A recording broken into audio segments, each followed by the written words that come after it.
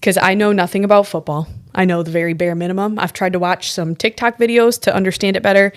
But I just end up like I watch edits of like who the people think are cute on each team. So That's not football anymore at that point. right, yeah, that's kind of So that's more maybe like reality TV where we're getting into that. But like Josh Allen, I know that. You're like halfway there. And I've seen his interviews. I think he's funny. So I know his wife because she's in movies. But that's all I know. I know the people more. I'm more about the relationship. So again, this is the reality TV part. Hey, but if that's your way of enjoying football, I'm here for I'm in it. Have you ever seen those shirts that say like, "I just want both teams to have fun"? That's kind of what you're a football coach. You're probably that was too I can't relate. I was with you till right there, and then can't relate. I mean, you can be the peacekeeper. Everybody needs one of those. Yeah, that's true. You're making me feel better about that. Yeah, you can play that role. But other than that, and be alone in that. Be alone. Me and my other girlfriends. But so today we started a new series. I really liked it. It's kind of, I like how you introduced, like, we're going to talk about prayer. And have you noticed I haven't even said anything about prayer yet? Like, by the way, about that prayer stuff. Yes, I like that. I like that a lot. Thanks. Do you want to just give just like a quick recap? Because this is a whole new series for us too. Yeah, so just a quick recap of what you spoke about and kind of the plan moving forward for this series. Yeah. So we started with the real prayer intentionally. And I purposefully played that out totally. Like, let's just, before we even worry about prayer, we put our defenses up. Mm-hmm. We're like, time to go prayer mode. And I didn't want us to default to prayer mode. Yeah. I wanted it to be a come as you are and prepare yourself for prayer. So maybe this is saying the context even a little bit more for kind of where we would expect prayer to be in our own minds. So so we were looking at real prayer this morning, and I think that there will be other weeks about honest prayer as far as like battling it out with God and challenging God is coming up. And I think there was one other aspect, at least in particular, but I'm a little tired. I don't remember all the other people's jobs, but my job was to cover the real prayer part. And really just the heart of it is just there's, I think prayer becomes stagnant. Yep. I think the goal is for it to not be rote, to not be stagnant, to not be just a mode that we go into and leave ourselves behind because we feel like we need to meet an expectation. We just put on that facade. And I think prayer is most effective and most powerful when it's honest and when it's real and when it's true. And I think Hannah demonstrated that really well. I think Eli challenged that pretty well. And I think that just what we read in Samuel 1 today, 1 Samuel 1, was just appropriate and relevant. And everybody working through it. Well, this is a good, like, I think you did well because when we're talking about Hannah, you even brought it up. Usually that's when people talk about like infertility and like, and that's a big thing. I've even seen a lot on social media. And so, yes, that's still a big part of it, but we're just looking at the part where she's, talking to God and everything. So I liked that kind of like a different way of looking at that. So we did have a question submitted. I'll say it. It was Jake Howard. Jake Howard. But Andy had a similar question too. And I think probably other people had this idea on their mind. But it might seem like she's like bargaining. Well, God, like if you give me a baby, then a son, I'm going to dedicate him to you. And that's going to be, so it's a tit for tat, whatever. And so I think that normally when we talk about this, it's kind of like we're saying God is like genie in a bottle kind of a deal. And so there's like a couple different ideas there. But what would you have to say about that? Yeah, there's a few things I think that are going on there. And I mean, it's there. And I question myself as I'm like, what do we do with that? How do we handle that? And it does sound like let's make a deal situation. And I'm uncomfortable with that. Mm-hmm. And I don't think that's where it's at, but I think there's a couple reasonable ways to consider where Hannah's at in her prayer. And I think the first one is I have zero authority over how Hannah prays, or how you pray, or how anyone expresses themselves before God. Yeah. I think that is an important part of why do we have to categorize someone's prayer? Yeah. So I think that's an important aspect of just let Hannah be Hannah, let her be human.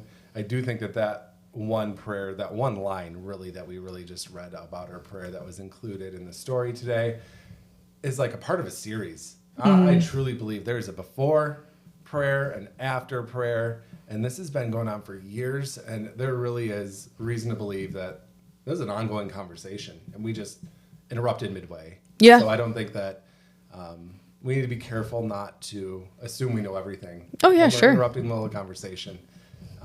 So that's one side of it, and I'm not gonna make the call on that one. And Yeah. that's where Hannah is, and she's allowed to be there, and God listened. Cool, great. Yeah. I think what it says about the bargain side of it, though, is I think that Hannah was truly at a point of surrender Yeah. where she said, I'm asking for this son, but it's not even for me anymore. It's not even about me. It is about surrendering him to you, giving him back to you. I can't imagine, probably he was about 2 years old when he went back to the temple, maybe 3. Yep. And you willingly saying, God, give me a son and I'll give him right back to you. Yeah. That's just a difficult thing that I think doesn't speak to her being selfish or her making demands on a relationship. I think she truly said, I will surrender everything to you, including the answer to my prayer, which I think is cool. She valued her relationship with God and her son following after God more than her selfish desire. She's not like, give me a son so we can go outside and play in the yard every once in a while, and give me a son so that I can. Or because everybody else is, everybody else has kids. I want kids too. Yes. I think that there's reason to question and reason to ask. Sure. For sure. But at the same time, give the poor lady some grace. Yeah. In her very honest, raw moment. Yeah, I'll say. Also see her character as being very honest and humble and willing and able to surrender anything that God expects of her. Oh yeah, I'll say that. I'm so glad people don't hear my prayers. You know what I mean? Yes. Because oh my goodness. Well, and too, right? I like the idea of surrender because we're asked to do that with everything. So really this is it's good to question, like you said, like it kind of seems like this is what we're doing. However, she follows through with it. And so at the same time, it's like she's doing what she said, and like we're all supposed to kind of raise our kids, for the glory of God and showing them how to live life and everything like that. And so like we're supposed to also like surrender our finances. We did our finance talk a long time ago, and finance all parts of our life, or surrender all parts of our lives. And so I don't know. I think instead you can look at it as just like a huge step of faith on her part, where it's like, okay, she just did something really cool though, too, It says something about her relationship with God. Yeah. God, I'm not just here for you to supply my needs. Right. I want to give back. This is a transactional relationship, not just Yep. thank you for giving me this. Thank you for, fulfilling my need, and I'll see you at festival next year. Yeah, right. So there was a real give and take. And even in her interrupted insert where we jump into her prayer, Yeah. I think that's really as much as my opinion can say. Well, yeah. And like, because we've talked about this a lot before. When some people pray, you got to be careful not to fall into like the genie in the bottle where you're just asking. Because if you think of, and you said it today too, where it's like, it's about the relationship. It's about the process, the journey. And so if we think of a relationship, I always have to dumb things down for myself. Like, explain it to me like I'm 5. But it's like if I treated my friends the way that I treated God, even, I don't think we'd have a ton of friends. Like if it's like, can you do this for me? Oh, great. Thanks. Like I noticed it even, like, which sometimes we don't even notice the good things God is doing for us. Like, great. Thanks. And then like, that's it. It's like, well, okay. Yeah. Right. Like, where are all your friends at?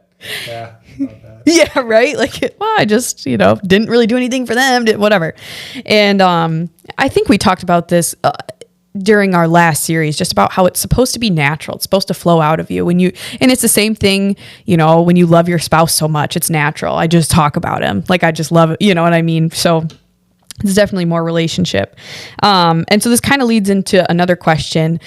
So like I've talked to kids before, like doing student ministry or like even younger kids, just like when you're trying to talk to them about prayer, there's a lot of ways you can go about it. And I'm sure everybody has had times where they've heard different ways of either how they're supposed to, ways to look at it, tips and tricks for prayer, whatever. Everybody has something that works for them. But sometimes like it's this friend prayer where I am talking to God like he's my friend. Like, hey God, like, thanks so much for whatever. Put the voice on. That was so funny when you were like, oh, it's going to happen again too. Yeah. But sometimes I think that helps helps them break down that wall. But I've also had the conversation with kids too of remember who you're talking to though. Like, this is the creator of the universe.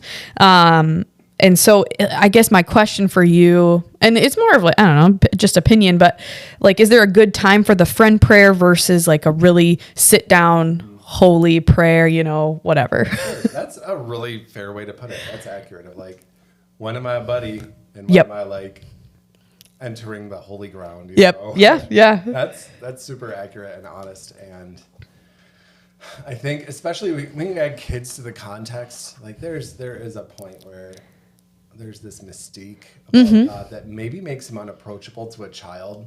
And that mystique, I don't think God intends to be there. So I think that's a great place to start. And I think that's very natural. And I don't want us to have one without the other. There should not be an exclusion of God where when we turn this side on, this side turns off, where God's no longer going to be forgiving when you are, that's probably not the greatest example, but this characteristic of God is still active at the same exact time as this characteristic of God. Yep. And God is always approachable, and he is always your friend, and he is always some being, some deity, he is God that you can approach at any time, at any place, but sometimes you need to approach with a little bit of like respect, reverence. That I am entering into, and I need to plead with him versus just chat. Oh yeah. Or even, even we think about our normal human context conversations, sometimes you have sit down conversations. Yes. We're like, all right, everybody tune in because this is going to be our heart to heart. Yeah. But you also sit down at dinner and have your like, hey, how was your day? What was going on today? That's normal in a relationship. And I think that's part of being real. That's real life where you have levity and you have seriousness and you have difficulty and you have sadness and you have joy and celebration all the way down the line. And God is capable and available and ready for all of that all at the same time. And even consider, even in the congregation, we have 400 people, we'll say, on a Sunday hanging out this morning. And God's full character is available at all times. If all 400 of us need a different access point to God at that point, go for it. Yeah. Let it rip. That is God's capability and his character.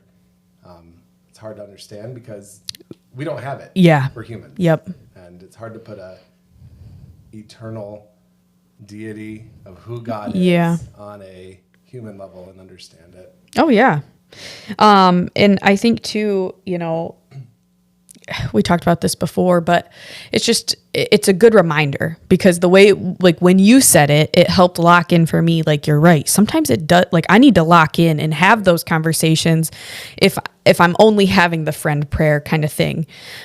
Because like, that's great. But also when it's just that surface level friend prayer, sometimes you forget who you're talking to. And I like how you said too, it's even like our, human relationships, like you gotta know the right time for like when you need to lock in, like this is more of a respect thing versus a jokey friend thing. But he's still God, still the same God. And too, right? Like we're talking about Hannah's prayer where her heart is breaking and she's just sitting there and like even, saying like her lips were moving, but it was just like flowing from her heart, because I've even said on here, sometimes there's been times where all I pray is like, I don't even know what to say. Like, can you just be with me? Yes. Like, can you just be with me in this moment, because I am just like crying. I'm just upset. I don't even, my heart. Like, and sometimes that's all you can say. And so it's just important to remember that who you're talking to. And something my husband does, or he has been doing recently, it's kind of funny. A while ago, we did a Job series here. Yeah.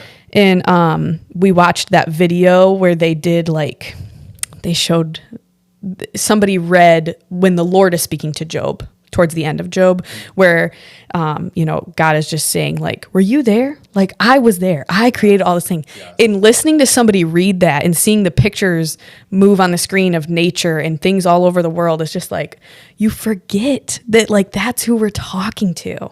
Like, that is, such a big deal. And even, we said this too before, like, even Jesus was so, like, just wanted to be in tune with God's will. Like, even when he was praying, he was about to die, and he's like, if you can take this from me, please, but your will be done. And we think, Hannah probably has the same stance of like, I love you, like, this is what I want, please, but whatever happens, I'm still here, which is honestly what a lot of us should be doing. That Job part, I'm glad you bring that up, because we only have half the conversation in what we were looking at today. Mm-hmm. This is a glimpse and a snippet in Hannah's life that we don't know her interactions with God. We don't know what she's, what did she learn in church the week before? Mm-hmm. I don't know. What was she studying at the time? I truly think that she had a good relationship with God. What was God doing in her heart? How did God respond to her the last time she had this conversation and this come to Jesus type of moment? Yeah. I think that we forget and discount the side of God that is, he's interacting. Mm-hmm. He is part of that. He is there. And, maybe that's where she is at. And maybe that's what is happening in her interaction with God. Yep. And I think it's an important thing, like how I said earlier, I'm glad people don't hear my prayers sometimes, because, we've said before, where like you're angry at God and talk to him about it because he can handle it. That's the thing. If you think back about all your prayers, where I've had times where I don't know what to say, where I've just been heartbroken, where I've been angry, where I've just been like so happy and I just can't, I just am so thankful and joyful and I'm feeling it. But just think back about all those times. And so it is hard to look at just one little prayer in one moment and be like, super judgy. Speaking of super judgy, Mr. Eli, oh my goodness. You know what's funny though? I love how you were like, I'm going to hold your hand while I say this. We've all been an Eli. Yes, we have. And I don't want to be the guy that like soapboxes that. Right. But it's there. And you have to acknowledge it. I think you did it in a good way. Unintentional, like, oh, by the way, jab. Like, no, this is reality. The high priest is leading this festival, and this should be the time and the place where people are coming to look for God. Yep. And you threw the drunk lady out, and there's other thoughts on that. But. No, I think that's good though. And honestly, what a good way for some people to look at it, that even this high priest messed up still. Like, even he got so caught up in the, I'm going to give an example because I used to work here at the church. And so it's just funny because Christmas, huge holiday. Easter, huge holiday. We do events here that just get so big, and myself, I'm not going to talk for anybody else, get wrapped up, especially when I was planning them. I get wrapped up in planning Christmas, and it's so many services, and I got to have enough candles for everybody, and we have to, whatever. And then you forget the importance of it. So that's kind of how I looked at it with him, where he was just like wrapped up in this and doing his thing. And then he's like, who is this acting crazy up in here? Because then it's like, we've all been in that spot where we're singing in church. We're talking to people, and then somebody comes in and you're like, who's that? And why, what are they doing? And so what a good reminder to be like, we don't know what anybody's going through. Yes. And why do we come to church again? Because church is a hospital, not because we're here to put on our, the edited versions of ourselves. Which I really liked that you went into that too. That was a good way of. I think that was an important part of. I think that scene intentionally happened where it happened, and why would we not expect that to happen here at church? Oh yeah. Like any given Sunday, let's hope and pray that people that need God find him here. You know? And let's not be surprised or offended when they do. Yeah. Yeah, I think that setting was so important. And we see, you know, prayer experiences happen outside of the church walls. Why aren't they happening inside the church walls? And I just loved that the scene was all set on, you know, in a modern day sense, on a Sunday morning. Yeah. She was there to worship God at the right place at the right time. And God moved. And it looked real. Yeah. Yeah. It was funny because at the end, right, when you were like, Eli ends this like so awkward. Yes. And it was funny for me because I'm like, good, it should have been awkward because you just got put in your place. Like, I hope you remember this for a long time. You know what I mean? Which also, we could be in the same boat too. Which I'm like, hopefully he ended awkward because he's like, oh, shoot, she's right. You know, like I should have been a little nicer or something like that. I don't know. The awkwardness was just so there. Like, there's no way you can. 'Cause it's quick. That. Hey, you drunk woman, but the Lord bless you. Yep, be with And you. Here's a cool thing I liked. He doesn't know what she was praying for. She never expressed that in the part we read Yeah. at all to him. He just said, hey, may the Lord grant your request. Yeah. She could have been asking for anything, but he saw her faith, saw how genuine it was, how real it was, where she was at in her life. Oh, yeah. Corrected himself and said, oh, my bad. I obviously stepped on something there. And so some props, not all the props. Right, some props right. to him of he corrected and understood his wrong and made it right. Backpedaling, yeah. And said, oh, wait, I'm the priest here, right? Okay, cool. Let me actually get back in my place, in my position. Yeah. And yeah, I thought that was an interesting maybe. Yeah. And so like I want us to talk a little bit just kind of as we wrap up about the unedited, because this is something, it's so crazy. I'm on social media a lot. I'll out myself. It's fine. Where people are constantly saying like, I just want to be real. Like, this is just the real me. I just want to be real. But so much of the stuff is like, doesn't seem real. Like, I don't know. I don't know their business, but it just doesn't seem real. It's not coming off real. And then like, they'll even randomly say like, you don't see all the other stuff. And it's like, that's true, but it's still so hard for people to like separate I that. think a thought about being real is like, especially in the social content, social media world, you're just being real for your followers. Like, you can say you're being real all you want, and your followers will either buy it or they won't, and they'll pay attention to you or they won't. But when you're being real before God, there's a standard there. There's where God knows you and where God isn't going to fall for the edited version for you either. He has enough love and care and compassion and knowledge and power to say, no, you're not there yet. No, you're not there yet. Maybe that's where, this is complete speculation. Maybe that's where Hannah had been, and we just pick her up at her realest moment right now. That's completely speculation. I can't say for sure, but I think the difference between what we consider real just goes to a completely spiritual, eternal, high level when God's throne and the viewer end. Yeah. No, I see you for who you really are. Maybe you're there, maybe you're not. That surprisingly gives comfort. Oh, yeah. God is your viewer versus like whoever is tuning in for the day. Yeah. Just even as you were talking, I was like, man, just how thankful am I that God is like that, where he sees those things and is still like, I love you. It doesn't matter. And that's why it's so hard, especially just because of social media. And this has always been a thing, I think, not just with social media, where you want to put your best foot forward. You want to, I mean, even like the Pharisees, you know, kind of all show sometimes where I don't know. It's just putting, I think you're talking about the pride, where it's taking it away from us. Like we're taking the focus off of us, and how Jake was even talking during our vision series about like, it's a little bit about us because of how God has changed us, and it's a beautiful thing, but it's all about him and his character. I liked that because I've found myself and some people, as I've just been talking to them about, like kind of like putting God in a box. You don't mean to, but you try to like guess what he's doing or guess what's going on. And like it's like you're trying to find his will. That makes sense. Like you're trying to figure out what's going on, but just to be like, well, this is what I think is happening. And it's just like, man, you really got no clue though, because he could do something completely different, completely crazy that you just never saw coming.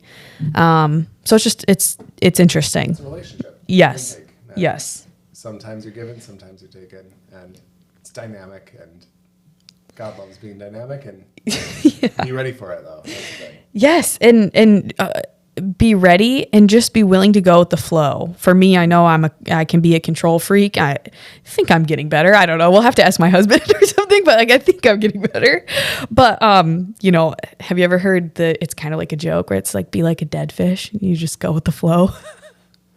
Is that a social media thing? No. I think my husband told me that joke where it's like, yeah, be like a dead fish, go with the flow. Which honestly, yeah, if that's what you need as a reminder, there you go. But I included that part. Maybe we should have dropped that in there today. it should have been a part, right? No, I'll talk to you beforehand next time. No, but it's just so important for us to be like the real version of yourself. And maybe you've heard people say it, but you haven't gotten to experience it yet. But when you are your true self, what a breath of fresh air, because I don't have to act. I don't have to pretend. I tell people, like, it's so hard for me to like keep secrets and things because I'm an open book. Like, I've got nothing. And like, I don't know. To me, like, if I'm feeling it in worship, I start bawling my eyes out. Don't be surprised. You know what I mean? Like, I can't hold it back. So it's just funny because, it's unfortunate that some people feel like they can't do that. Yeah. And there's always a little bit when you're first meeting somebody and you're just, you know. Get to know your phase, like, how are we going to handle this? Who does Yeah. what? You go first. I go first. I'm not sure. Right. That happens. Right. But how nice when you finally get to that spot where you're like, I can just be real. That's what I really love about life groups and just every relationship here at church, where it's like, this is kind of like your home. You should be comfortable here. I don't know. So like, to me, yeah, sorry, I'm going to cry in church. Okay. Like, I'm going to do whatever I need to, but, I'm with you. I'm emotional. I'm attention. Yeah. Right. I'm that guy. I think I've cried during like mid-service before. Just say it. When you're feeling it, I mean, you can't turn it off. I don't know. It's good to be authentic. It's good to know that this is a place. Like, if I were to cry in the job, have mercy. That'd be awful. Right. But this is a place that you can do that. And it Yep. is accessible. Maybe in little bites here and there along the Right. way. And you find yourself there before you know it. But Yeah. it's good. It is. It looks for wherever you're at. Right. And who cares how it looks, because I'm obviously having a moment. So. So we have- Was there anything with your talk that maybe just you found that was like cool or extra, or maybe how it affected you as you were writing it? Just a last little tidbit before we wrap up. That's a good question. It honestly, there's a couple levels of it. Like, I've been probably studying it pretty intentionally for about a month, like, and really forming it and figuring out how it's going to communicate and what it's going to look like. And I think one thing that just I found encouraging is that there were many touch points just in real life outside of like going to work and studying on this thing that were confirmations of just the truth of what real, honest relationship with God looks like in our life groups, in our men's ministry, just so many things that are just confirming that God loves and values us for who we are, where we are, how we're there. And I spent a month looking at like 9 verses, and they just got more real and more common, I guess, in my conversations and in just what God was showing me as I was studying it. And I think that was encouraging that, Yeah. you know, this is real life. This is real stuff. And I mean, I don't want to like rah necessarily, but like there's some real good things going on at Northpointe. Oh, yeah. There's some real good things that are good conversations and lives that are being changed. And that is awesome that that's happening. And I think that there's more to come. And I think that this prayer series is really holds a lot of potential for just unlocking that even further. So Oh, yeah. It's just an awesome few weeks of being ready, getting ready, and being here right now. So. And I always love talking about, like, you know, the cool things happening at Northpointe and just what we're doing and how we're moving and how we're trying to get everybody right. That's our thing, moving everybody closer to God. So it's just, you know, our walk with Jesus. It's cool because one of those things that like we're just so excited it flows out of us. Can't help it. It's just natural. And I also just encourage people too, where they're like, man, people keep saying cool things are happening, but like, I'm not seeing it or I'm not feeling it. There's so many people you can talk to here at church. Grab them on a Sunday, us, anybody on staff, any like worship leaders you see, anybody, and getting involved too. Like when you're in a life group or you're constantly like you're serving, you just hear about these things and you kind of get to see behind the scenes a little bit more. And that helps you, I think, too, to be like, oh, there are cool things here. And like you're meeting more people and just, yeah, right. It's Not nice. everybody's a Hannah every day, which is good. Yeah. Which is good. God is gracious to make sure not Hannah's every day, but there are that we're sitting next to, Oh, yeah. that we're having conversations with, and good things. Yeah. Well, gosh, thanks, Bob. I think that's all we got going on. And thanks, everybody, for watching Northpointe Plus. Like, share, subscribe, all that good stuff. And we will see you next week.